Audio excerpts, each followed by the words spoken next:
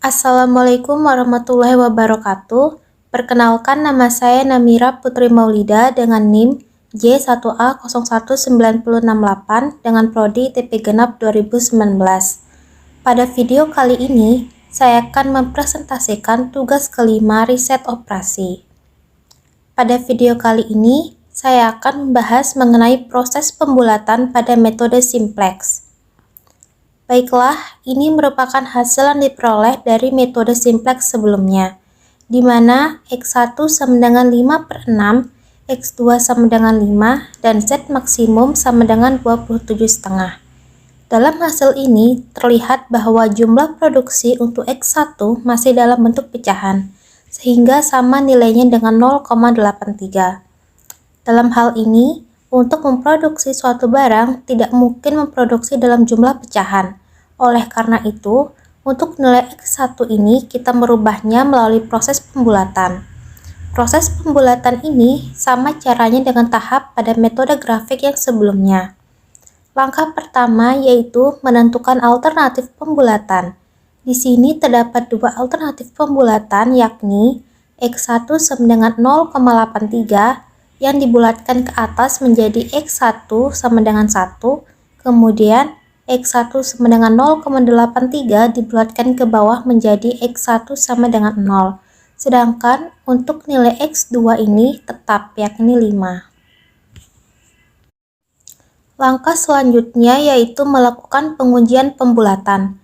Dalam pengujian pembulatan harus memenuhi persyaratan yaitu tidak melanggar batasan atau kendala yang ada, di mana telah diketahui ada 3 batasan, yaitu yang pertama 2x1 lebih kecil sama dengan 8, yang kedua 3x2 lebih kecil sama dengan 15, dan yang ketiga yaitu 6x1 plus 5x2 lebih kecil sama dengan 30.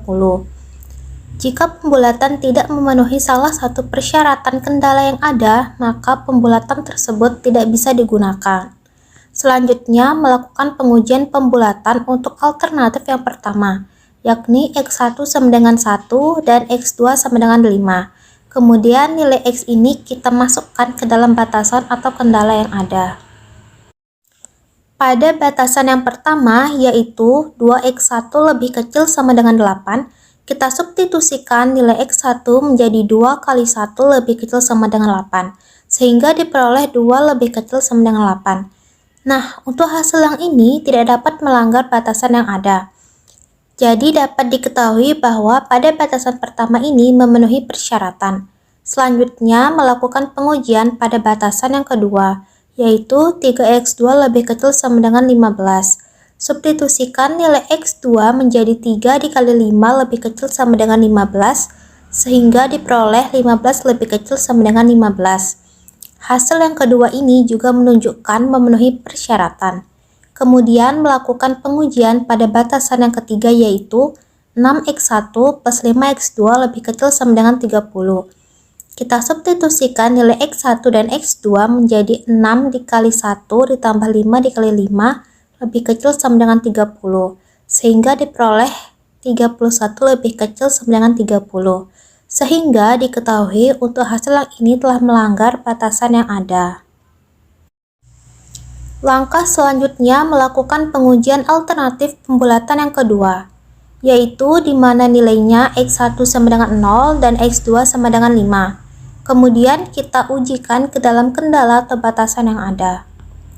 Pada batasan pertama yaitu 2x1 lebih kecil sama dengan 8, kita substitusikan nilai x1-nya menjadi 2 dikali 0 lebih kecil sama dengan 8, sehingga diperoleh 0 lebih kecil sama dengan 8. Untuk hasil yang ini tidak melanggar kendala yang ada.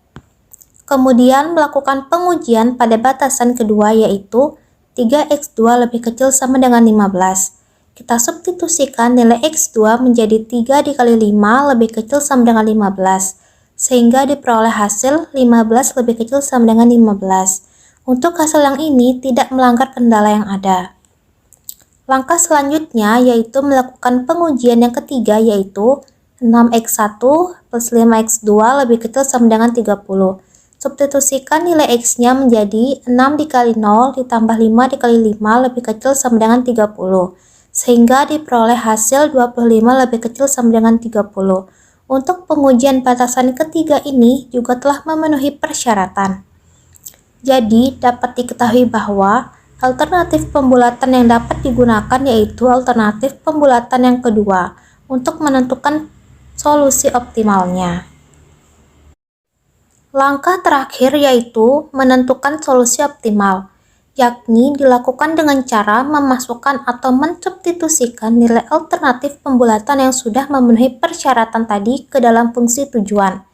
Dalam hal ini fungsi tujuannya yaitu Z sama dengan 3x1 plus 5x2, di mana telah diketahui untuk nilai x1 bernilai 0 dan x2 bernilai 5. Kita substitusikan nilai x-nya menjadi 3 dikali 0 ditambah 5 dikali 5, sehingga diperoleh hasil 25. Dari hasil perhitungan ini dapat disimpulkan untuk keputusan optimal yang diambil yaitu untuk X1 diproduksi 0 atau tidak ada, sedangkan untuk X2 diproduksi sebanyak 5, dan keuntungan maksimum yang diperoleh sebanyak 25.